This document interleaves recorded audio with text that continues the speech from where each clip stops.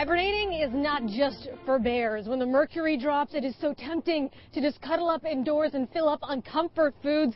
And with all those extra layers, an extra pound here or there, well, it can go unnoticed. Today, we are putting a stop to that. We are talking to our experts who will tell us how we can put an end to winter weight gain and be prepared for when spring comes, because we hear it is just around the corner. A lot of times people are looking for, like, what's the one food I should eat? You know, you hear about superfoods for vegetables or fruits, things like that. It's really about getting a variety of fruits and vegetables and whole grains and really a variety in your diet. Of course, we know there are some foods that aren't as nutritious for us as others, but it's really about balance. So if you're eating a healthy diet most of the time, then you can have the odd treat, but it's really about having that as the treat rather than the norm. What you have to remember is that there's 1,440 minutes in a day, and you only really have to spend 30 minutes of that being active. So it doesn't, I mean, it sounds like a very minimal amount of time to be active. So just to try to fit it in your day and do something that you enjoy. You can even try to fit it into your daily errands that you do. It doesn't have to be something formal like coming to a gym. We always crave those comfort foods that we think of. And a lot of them aren't necessarily bad foods. If you think of things like casseroles or chili or soup, they're pretty healthy foods. It's really about watching your portion sizes and making them healthier. So, you know, doubling the veggies when you're making soup or a casserole or something, and using milk when you're cooking instead of cream. So you can definitely make those comfort foods healthier, and that would make it easier to help maintain your weight over the winter. Physical activity contributes to your overall health and well-being. And that just even a little bit of physical activity can really improve things like lowering your blood pressure, lowering your cholesterol levels, and just improving your mood. Canned and frozen are both great choices. They're just as nutritious as fresh vegetables, especially when fresh vegetables have traveled so far over the winter that they lose some of their nutrients.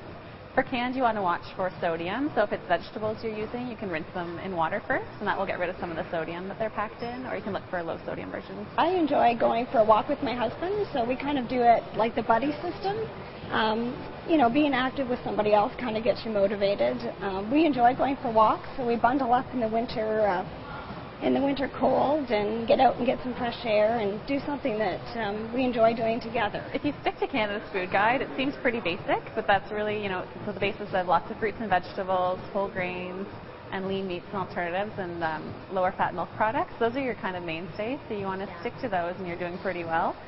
You can also read labels to make healthier choices when you're comparing products.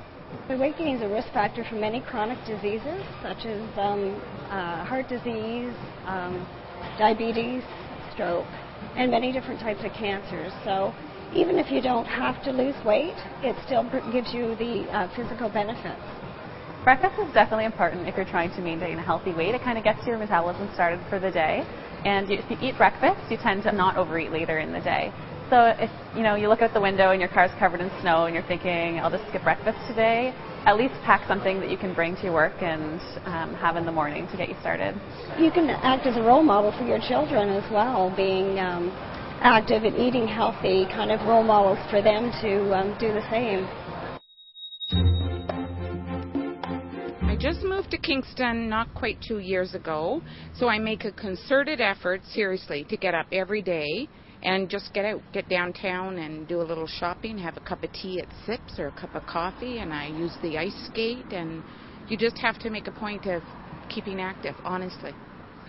I don't know, you just gotta bundle up, I guess. I have no idea, sorry. For your emotional and mental health, I think even if it's cold, the sun's shining, it'll make me get out of bed.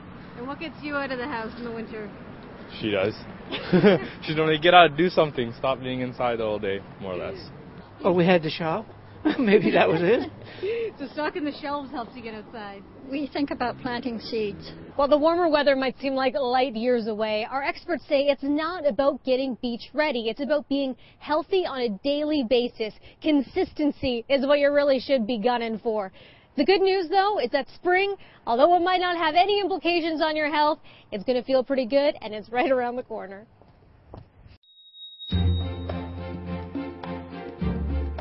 Milk is a great source of calcium, protein, and other nutrients we need in our diet.